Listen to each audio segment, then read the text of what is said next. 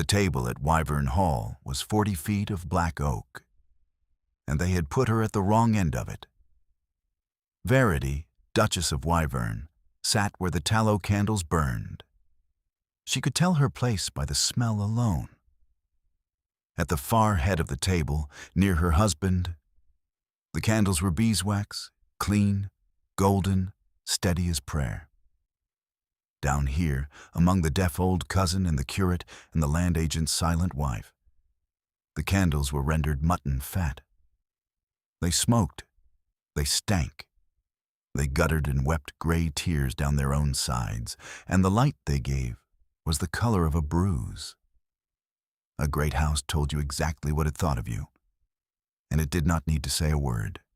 It only had to choose which candle to set at your plate. She kept her spine straight. She had learned that in her father's mill, standing at the end of a spinning frame while the overlookers watched to see if the master's girl would flinch at the noise. She had not flinched then. She would not flinch now, though 40 feet away a woman with hair the color of new sovereigns sat in the Duchess's own chair, at the Duke's right hand, laughing at something he had said. Corin, Duke of Wyverne, did not look down the table. Not once.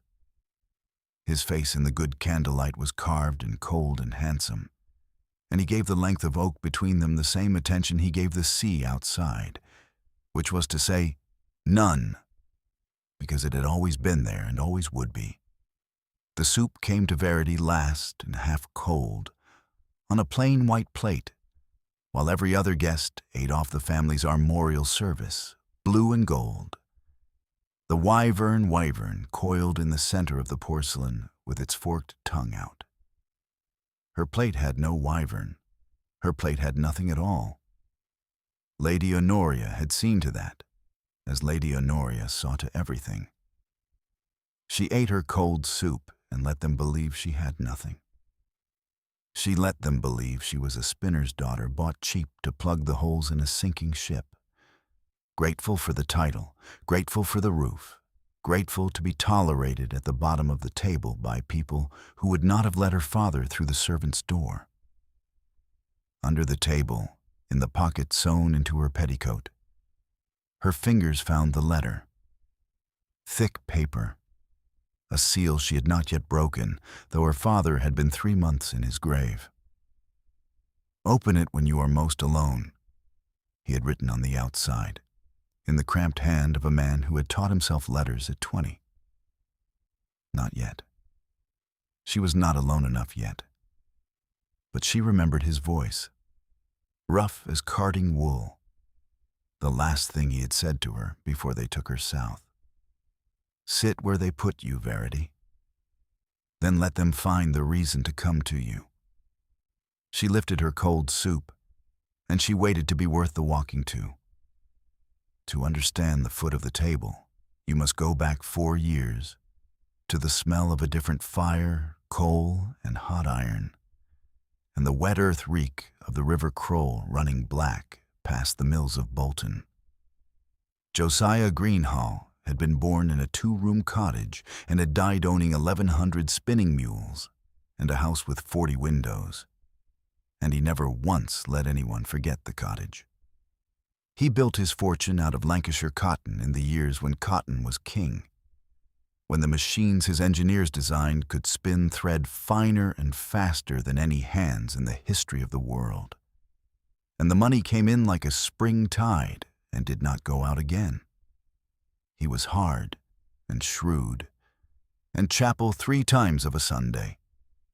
And he loved exactly one thing on the earth more than the trade, and it was his daughter. They're bleeding, he told her, the night the Duke's man of business first came north. It was 1814, the long war against Bonaparte grinding to its end, the whole world about to tip. The land families. Corn kept 'em fat for 100 years, and now the war's dying and corn's dying with it, and they've mortgaged their grandmothers to keep up the show. This Duke of Wyverne, grand as God on the outside, rotten as a wet rick underneath.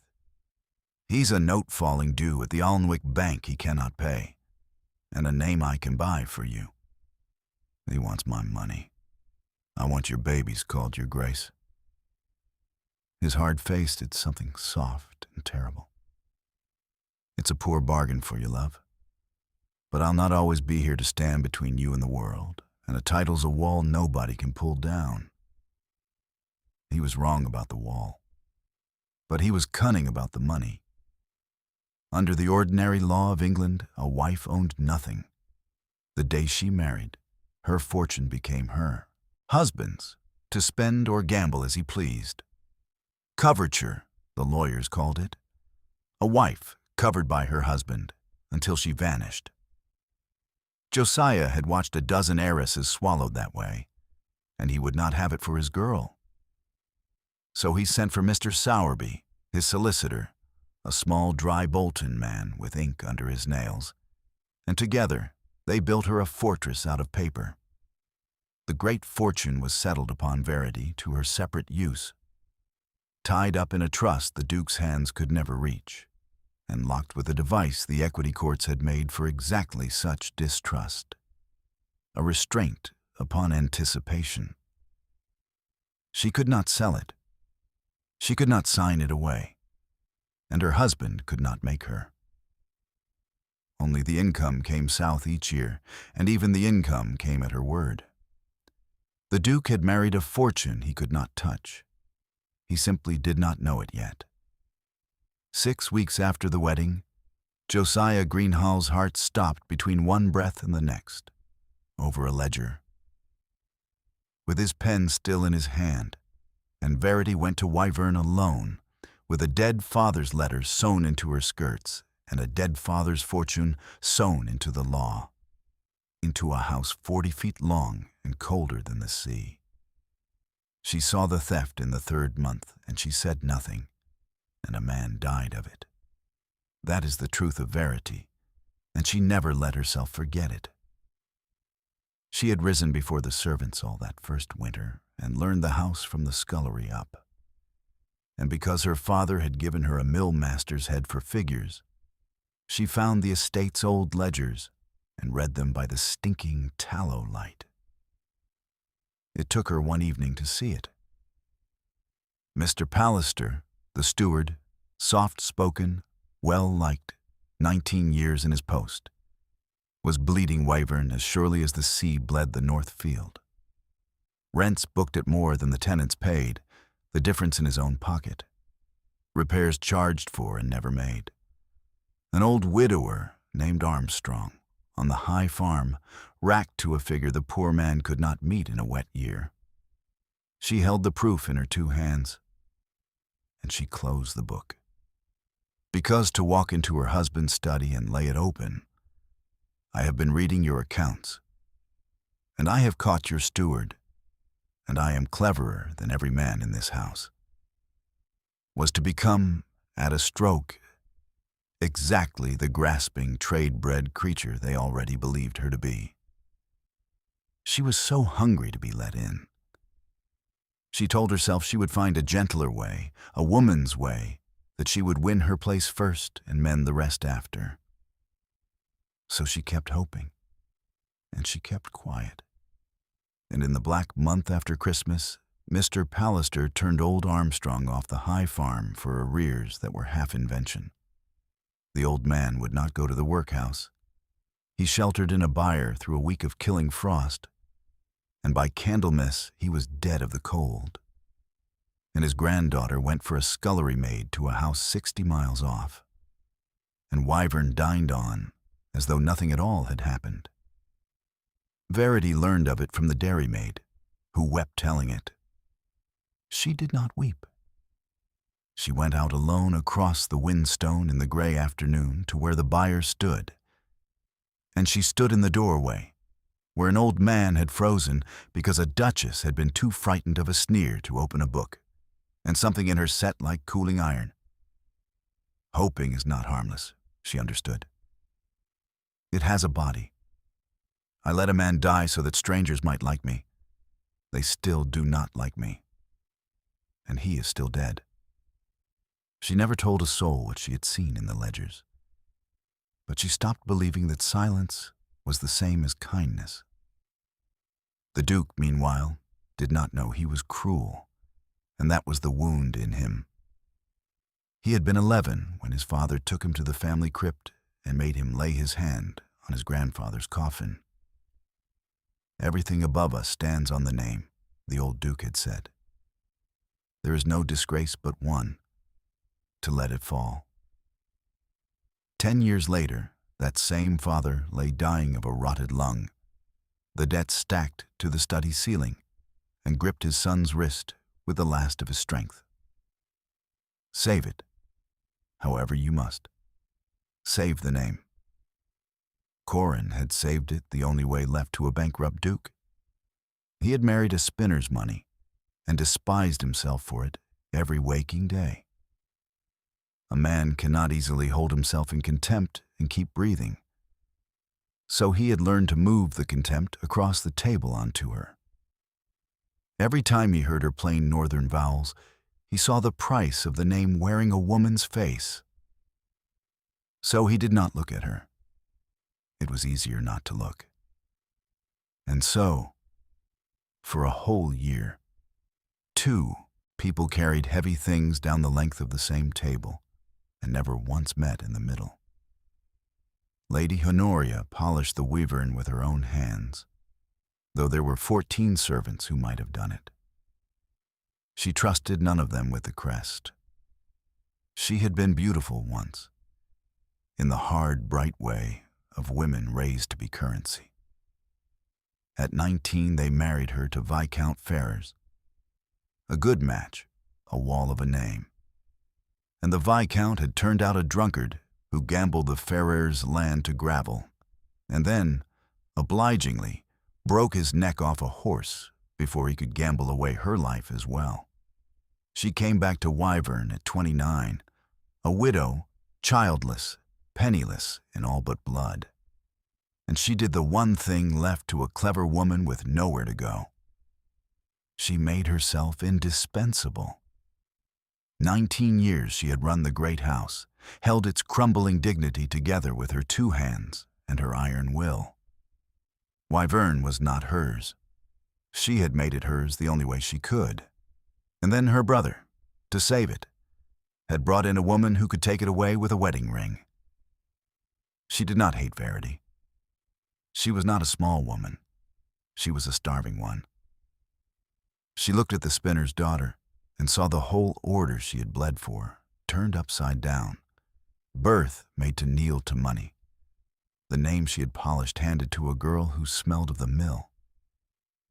If Verity truly took her place, Honoria's 19 years meant nothing. And she would be a poor widow in a spare room, tolerated on charity, the very things she had spent her life outrunning. So she fought, not with shouting, never with shouting, but with the seating plan, the plain plate, the tallow candle, the 1,000 small, correct cruelties that could never be named as cruelty, because each one, alone, was merely how things were done. And she had a sharper weapon than candles. She had Lady Aurelia Sedgwick. Aurelia was everything Verity was not. Old blood, easy grace, a laugh like a struck glass. Let Corin see at his right hand the wife the world would have chosen. Let him compare until the mistake he had made became unbearable. Until a man might begin to wonder aloud to his lawyers whether a marriage made under such duress might not somehow be undone. There was time to work in. The Alnwick mortgage fell due at Michaelmas, and the whole estate was praying for a harvest fat enough to meet it. A house holding its breath for autumn is a house that can be steered. Honoria meant to steer it. Verity found Aurelia weeping in the yellow saloon one wet afternoon, and learned the rival was not what she had thought. The beautiful woman had not heard her come in, and for a moment her lovely face hung open and bare and terrified. "The Sedgwick land is gone," Aurelia said, when she saw there was no use hiding it. She laughed, and the laugh had a crack down its middle. Mortgaged past saving, like all of ours. My father wants me to land your husband before the world learns we are as poor as the tenants. I was made for one thing, Duchess, to be sold well. And I am 24 and beginning to fail at it. And there is nothing else I was ever taught to be. She wiped her eyes with the back of a jeweled hand. Your sister-in-law dangles me like a hooked worm, and I let her, because a worm on a hook still eats better than a worm in the ground. You may despise me. You would be right to. And Verity, who might have hated her, found she could not. Here was another woman, sold like a bale of goods across a table she had no say in, the one of trade, the one of blood, both merchandise, both afraid. I don't despise you, she said quietly. I know exactly what you are. You are a thing that was bought. She left her a clean handkerchief and went out, and did not tell a soul she had seen the great Lady Aurelia cry. It was the first mercy she had given freely to someone who meant her harm, and it would matter later, though she could not have said how. The blow came, as the worst blows do, in public, dressed as a kindness. It was the Michaelmas gathering. The one day of the year the county came to Wyverne, squires and parsons, and the 2 neighboring baronets crowded into the great hall to eat the duke's mutton and drink his thin claret and pretend the family was as grand as its stone. Honoria had planned it like a general, and halfway through the long meal, with the whole county listening, Lady Aurelia turned her lovely face down the table toward Verity, because a hooked worm does as it is bid, and said, sweet as barley sugar, Your Grace, do settle a wager for us. Sir Marmaduke insists the cotton mills are all but slavery, children chained to the machines and worse. But you would know, wouldn't you? Having grown up so very close to it all. The hall went quiet the way a wood goes quiet before an owl drops. There it lay on the table beside the mutton, the mill, the machine, the reek of trade, offered up for the county's amusement. Down the oak, a young man laughed and swallowed it fast. Verity felt the old heat climb her throat, the shame they wanted, the flush that would prove she was what they said. Her father's voice came to her, dry as ash. Don't give 'em the flinch, love. The flinch is all they came for. She set down her fork. She did not raise her voice. A quiet voice makes a loud room lean in. There were no chains in my father's mill, Lady Aurelia. There was a school. He built it with the profits, because he could not read until he was a grown man and had wept over it. The children learned their letters in the morning and were fed twice a day, which is twice more than most children in this county are fed, if any of you have looked lately at your own. She let it sit. You are right that I would know. I would know, and you would not. It is a strange thing to be looked down upon by people who have never once looked at all. Then she picked up her fork and ate, as though she had remarked on the weather. She saw Aurelia's color go high and wretched, and understood the barb had cost the other woman more than it cost herself. No one laughed after that. Honoria's face had gone smooth and dangerous as ice over deep water. And far up at the head of the table, the Duke of Wyverne set down his glass and looked, for the first time in a year of dinners, all the way down the length of the oak to the woman at its foot. She had defended her dead father with nothing but the plain truth, and had done it kindly, which was worse, because kindness he could not despise. That night, he lay awake and heard her go past his door to the cold chamber where she slept alone. It came to him, dimly, unwillingly. like a man noticing an ache he has carried so long he thought it was simply his body. He had married a person, and had somehow contrived, for a whole year, never once to meet her. He turned the thought over in the dark and could not put it down. And out beyond the black glass, the German Ocean went on, eating the North Field, one cold yard at a time, the way it had eaten it all along. The harvest failed in the last week of September, and the sea took the rest a fortnight later. And old Armstrong's ghost gave Verity the courage the crisis alone could not. The estate had staked everything on the autumn, Honoria's whole game, Corin's whole hope, the Michaelmas note at Alnwick, all resting on wheat that came up thin and blighted after a wet, cold summer, worth barely half its promise. Then a night of black wind off the German Ocean finished the North Field. 30 yards of high ground, slumping into the water with the old boundary wall and the last of the standing crop.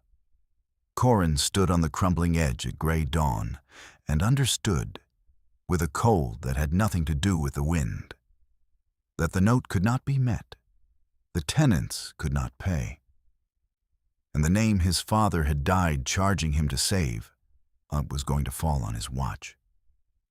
Blood does not pay a bank. He told Verity nothing. A man does not confess his ruin to the wife he keeps at the foot of the table. She already knew. She had read the ledgers he never opened. She had watched the water take the field a year before anyone thought to stop it. And now she stood at the window of the cold chamber with her father's unopened letter in one hand and the memory of a frozen buyer in the other. And she made the choice she had failed to make in the winter. She would not be silent to be liked. Not again. Not while she had it in her hands to prevent a ruin, the way she had once had it in her hands to prevent a death and let hoping stay her. So she did the things she had been born to do, and this time she did it in the open. She sent for Mr. Sowerby, and she wrote to Bolton, and she moved money, her money, the untouchable fortune her father had chained to her and her alone. She paid the Alnwick note in full and quiet, through the solicitor, showing no name. She hired the Sunderland men who knew the sea and set them sinking a groin of black oak piles across the tide's grain, the defense she had seen the estate needed a year before. And then she walked into the steward's room with the old ledger open to the page, laid Pallister's theft before him without a raised voice, and turned him off the estate by nightfall. For old Armstrong, whose name she spoke once and watched land on the man like a blow, she did it as a millmaster's daughter does a thing, fast, exact, and without applause. But she did it this time, where it could be seen. Corin learned of the bank 8 days later, when he rode to Alnwick to beg for time, and was told, with a small confused bow, that his Grace's account stood clear, the debt discharged, and might he be interested in the coming year's terms. He sat his horse a long while in the market square. Then he rode home the long way, past the North Field, and watched strangers driving black oak into the sea on his wife's coin. And he began, slowly, in stages, the only honest way a proud man ever changes, to understand what she was and what he had done. She had held in her small hands the power to let him fall, the power his father feared above death, the power his sister schemed to strip from a woman she thought had none. And Verity had used it not to ruin him, nor to shame him, but to save the very thing he loved more than he had ever managed to love her. That evening, a footman told him, in passing, why Pallister had gone. The frozen buyer, the old man, the granddaughter sent 60 miles off. Corin stood in the cold gallery and felt the ground move under his whole idea of his marriage. His wife had caught a thief in his own house a year past and carried the guilt of it in silence, and had chosen this ruin of all moments to make certain it never happened again. He had thought her grateful to be tolerated. He had been eating off the crested plate in the beeswax light, while the only honest soul at his table paid in secret to keep them all afloat. He went to the cold north chamber that night and knocked at her door, which he had never done. And something in his marriage began, and something in it broke the next morning, in daylight, where it counted. She opened the door in her plain wrapper, her hair down, and went still and wary. He did not begin with sorry, which would have been cheap. He said only, "The groin held, in the storm on Tuesday. It held." She looked at him a moment, then stood back to let him in, and they sat by a small fire, the two of them.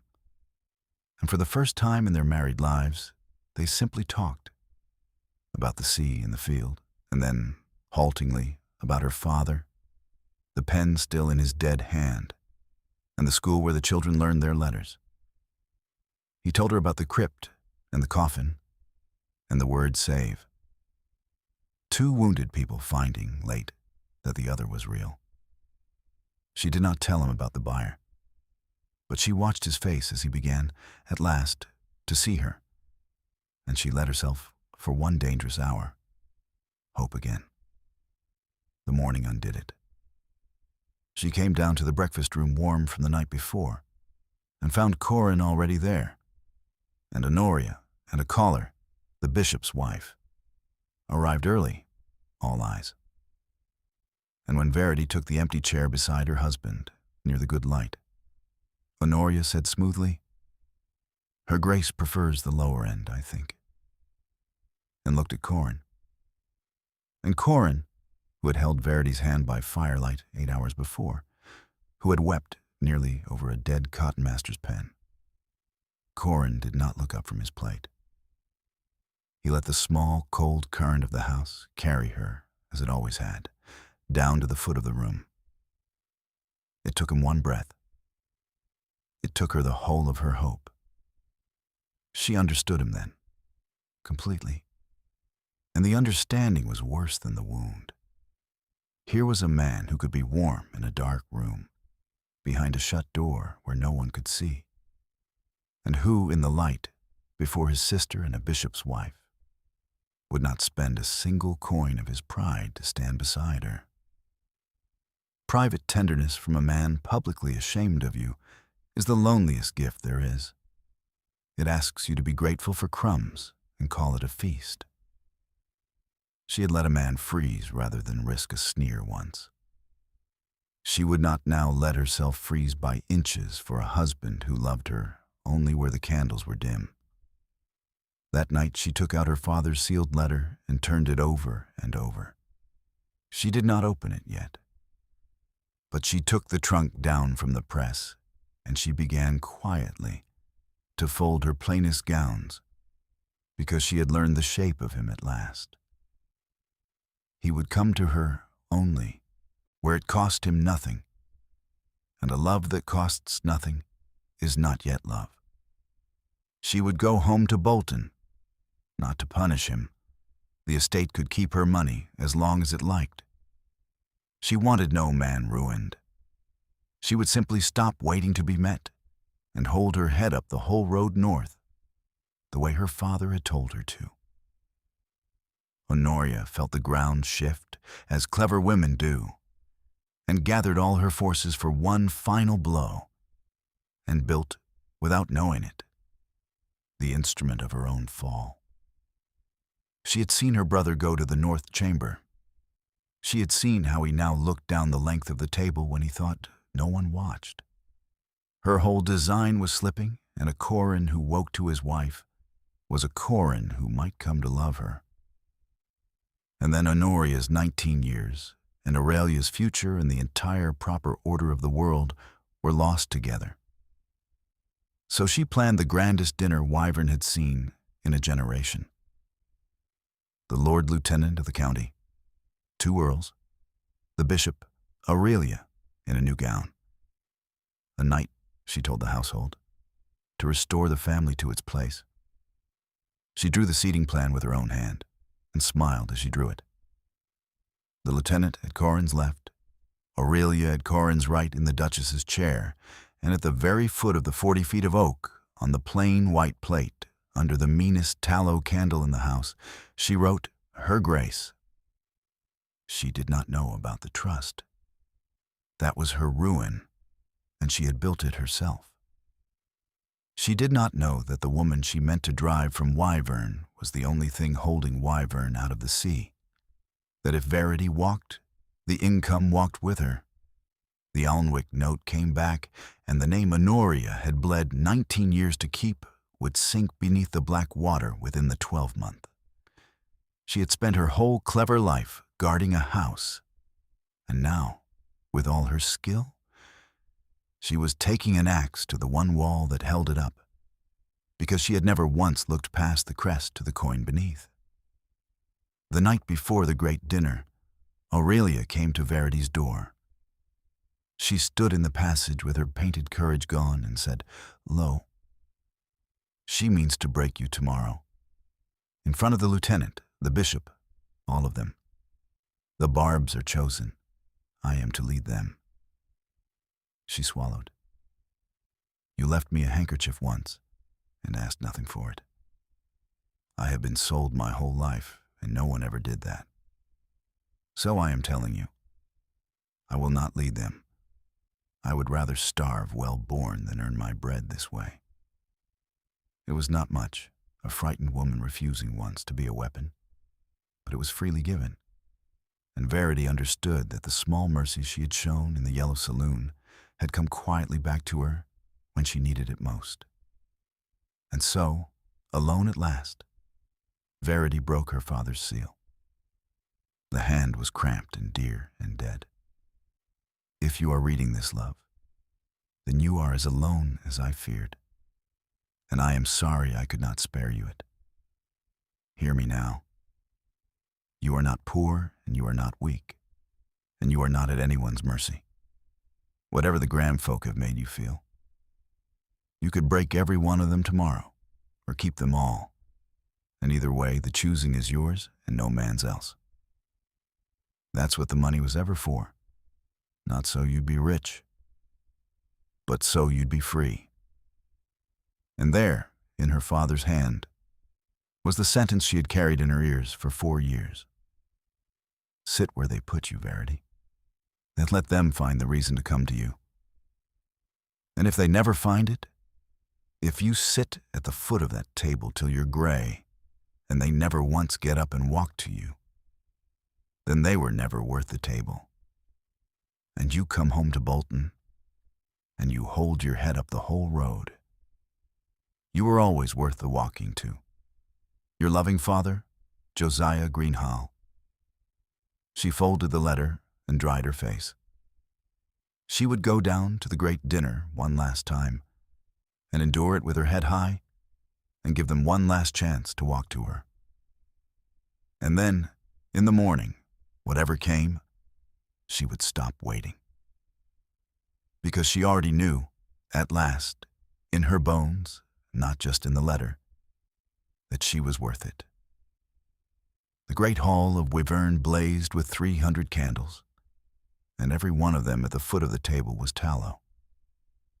They came in their silk and their orders, the Lord Lieutenant, the bishop in his apron, the 2 earls, and Lady Aurelia in a gown the color of the money her family no longer had, seated in the Duchess's chair at the Duke's right hand, as though she had been born to it. At the very foot, 40 feet down the black oak, under the smoking mutton fat light, on a plain white plate with no wyvern on it, sat Verity in her one good dress, her back straight as a spinning frame. Honoria moved among the great guests like a queen who had reclaimed her country. Every candle was placed. Every name was in its chair. It was perfect. The second remove had just come up when the bishop, who had drunk well, peered down the smoky length of the table. And who is the young person at the foot? A poor relation, Duke? You keep her very close to the door." Aurelia should have answered. The barb was hers to throw. The whole table waited, and Aurelia looked down at the oak and said nothing. So Honoria answered for her, smooth and quick, into the silence her weapon had left. "That is her grace, my Lord Bishop. The Duchess. She prefers the foot. She is more at home nearer the kitchens." The laughter started, that low, safe, cruel laughter of people quite sure of who is beneath them, and rolled down the table toward Verity like a wave breaking. She lifted her plain white plate and prepared to be, one last time, exactly what they needed. Silent and dignified, and gone by morning. Corin, Duke of Wyverne, put down his knife. The small sound of it carried further than it should have. A footman paused with the sauce. The lieutenant's laugh thinned and died. Corin sat very still for the length of one breath, looking down the 40 feet of oak at his wife on her blank plate in the bad light. And then he stood, and his chair scraped back across the stone with a sound like a door opening in an old house. The hall turned to him.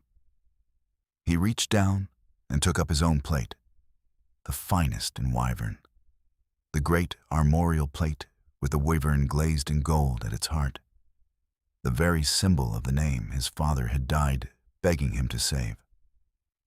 He held it in both hands. And then, in front of the Lord Lieutenant of the county, and the Bishop of the diocese, and 2 earls, and his triumphant sister, and the beautiful woman in his wife's chair, the Duke of Wyverne began to walk. Nobody breathed. He passed Aurelia, who did not lift her eyes.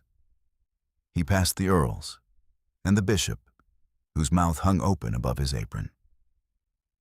He passed the good beeswax light and walked down out of it, his slow footsteps the only sound in 300 candles, down the whole length of the gulf his own house had set between them, past every important face in the north of England, until he stood in the smoke and the tallow stink at the foot of his own table at his wife's shoulder.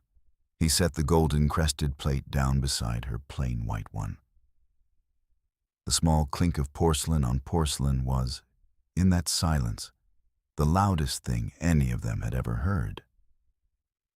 2 plates, side by side, the crest and the blank, and the whole meaning of Wyverne rearranged in one sound. He drew out the low poor relation's chair beside her, and he sat in it. Then he looked up the long table at the sea of astonished faces, and spoke in the quiet voice that quiet rooms lean in to hear. "This is where the Duchess of Wyverne dines. I find I would rather dine beside my wife than above her." He turned to the frozen footman. "You will carry the beeswax candles to the foot of the table from this night forward.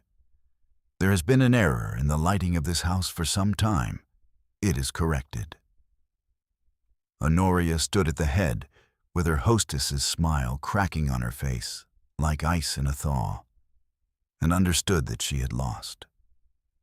Aurelia, in the great chair, let out a breath that was almost relief and met Verity's eyes for half a heartbeat. And there was something like peace in it. One souled woman glad, for once, not to be the price. And Verity sat with the golden wyvern gleaming beside her plain plate, her heart breaking open like weather, and did not fall into his arms, because it was not yet time, and she was her father's daughter to the bone. She looked at the 2 plates, the crest and the blank, side by side at last. They found the reason, she thought. He walked, but the trunk was still packed upstairs, and a walk of 40 feet, however beautiful, is not the same as a marriage. He had come to her. The only question left was whether coming was enough. He did not get her back that night. This is the truest thing in the story, and it is why it is worth telling.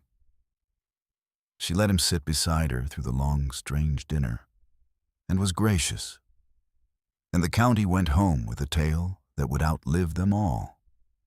But when the last carriage had gone and the candles were snuffed, she turned to him in the cold hall and said the plainest words she had ever spoken to him. "It was a beautiful thing you did, Corin, and it came a year late. My trunk is packed. I am going home to Bolton in the morning."